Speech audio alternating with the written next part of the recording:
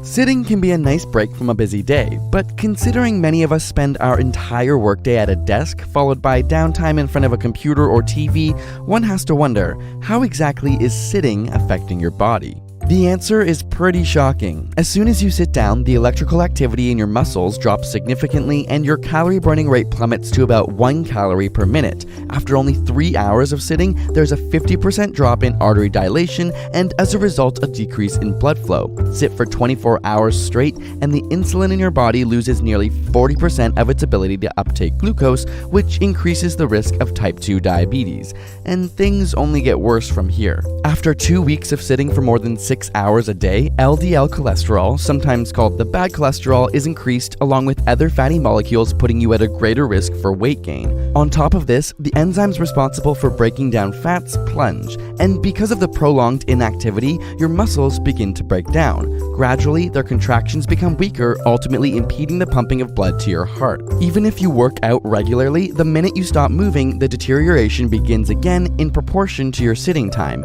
And that's the scary part. Research shows that just as exercise doesn't necessarily counteract the negative effects of something like smoking, it doesn't counteract the negative effects of too much sitting. A year later, the effects begin to compound, and some studies in women have even shown a decrease in bone mass upwards of 1% every year. Think your brain is more important than your body? Physical movement not only helps pump blood and oxygen to the brain, but also sends mood-enhancing hormones. When we don't move, brain function begins to slow down. Perhaps the most shocking is that after 10 to 20 years of sitting for 6 hours a day, you may have lost up to 7 quality-adjusted life years. That is, years without medical issues or death.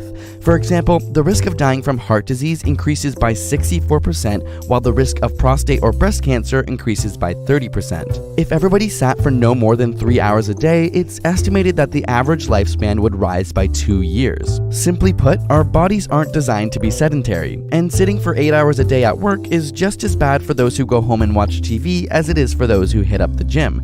It can literally be a lethal activity.